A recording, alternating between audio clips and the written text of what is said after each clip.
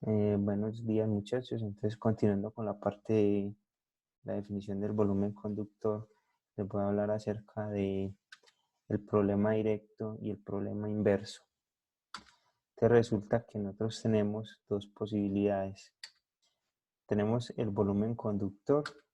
El volumen conductor en el interior tiene una fuente y esa fuente produce en el exterior un campo. El problema directo consiste en determinar el campo a partir del conocimiento de la fuente y conociendo el volumen conductor.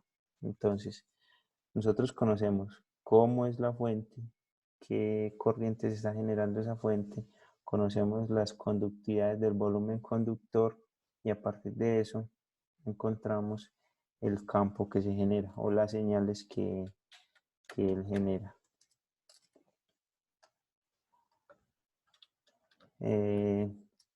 Sin embargo, este problema no es tan útil. O sea, nosotros por lo general no conocemos la fuente.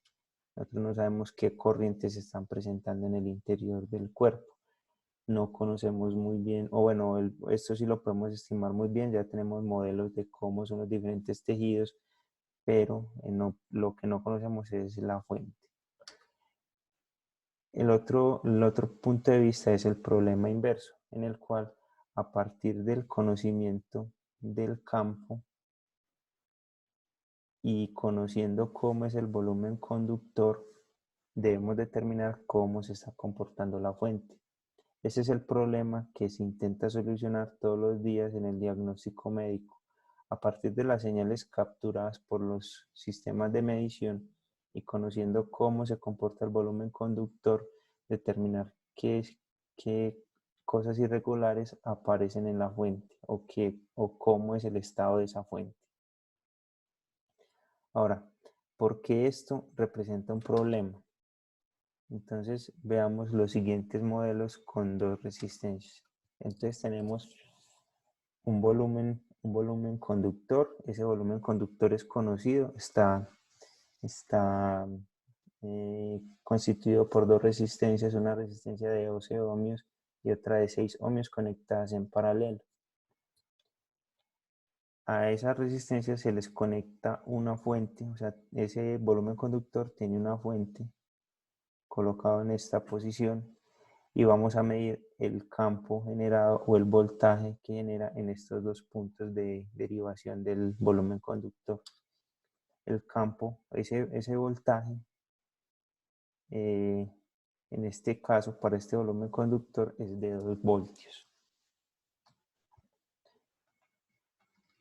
Tenemos el siguiente, entonces ya tenemos el mismo volumen conductor, tenemos las dos fuentes, las dos resistencias, una de 12 ohmios y otra de 6, pero cambiamos la posición y la intensidad de la fuente.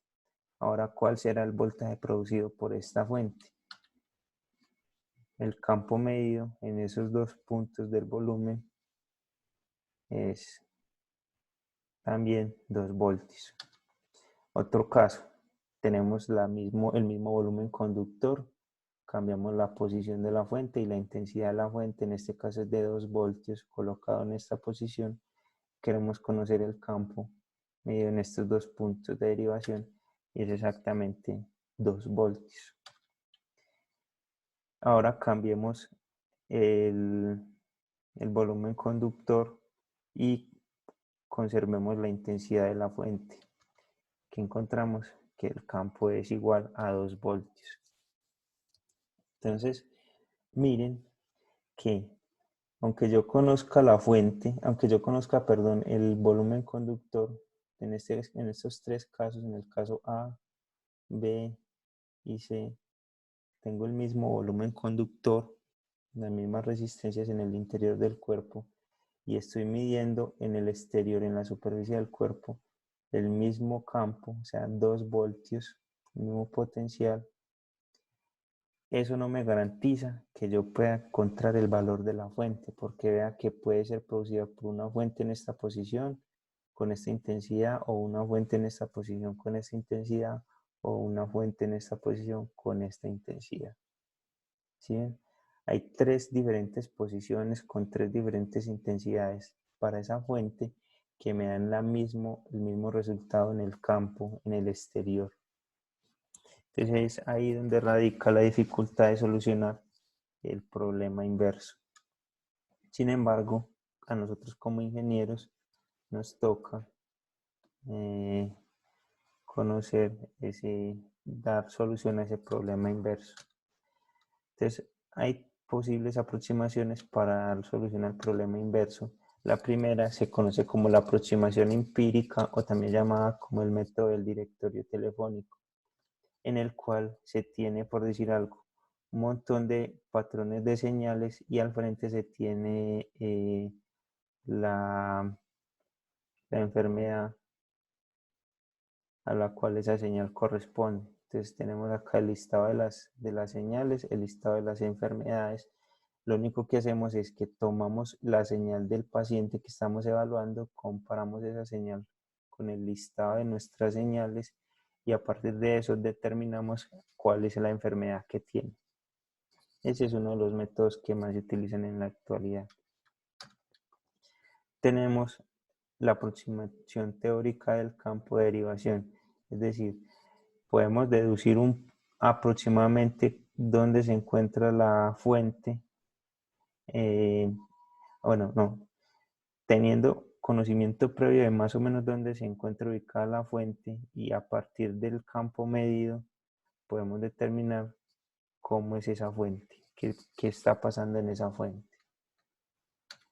Por otro lado, tenemos la aproximación por el modelado, en el cual se utilizan modelos aproximados de la fuente, en los cuales podemos determinar cómo es el comportamiento de la fuente dependiendo del campo medido. Y por último, el más utilizado es la imposición de restricciones fisiológicas, en donde se restringe la solución a únicamente la superficie de la fuente. Es en modelos aproximados en los cuales se determina cuál es la forma de la fuente y se determina que el campo es producido por los voltajes, por las corrientes que se generan en la superficie de la fuente.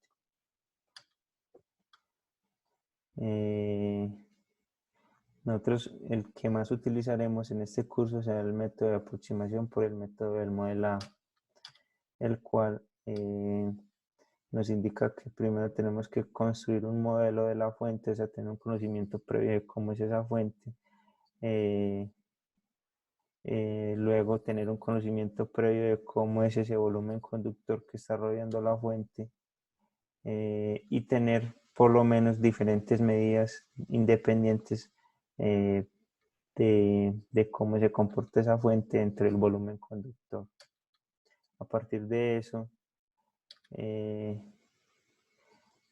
se puede encontrar la aproximación a la fuente, pero también surge una pregunta: ¿cómo estamos seguros de que el modelo que construimos representa su parte fisiológica? O sea, ¿qué tan seguro estamos de que ese modelo que construimos está representando bien la fisiología del paciente?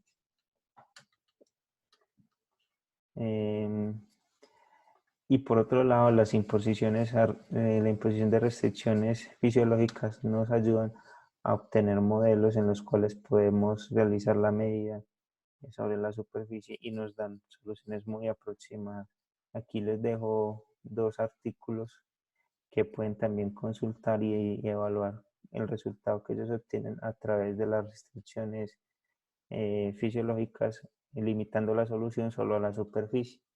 Bueno, muchas gracias por haber atendido la clase. Nos vemos en la próxima.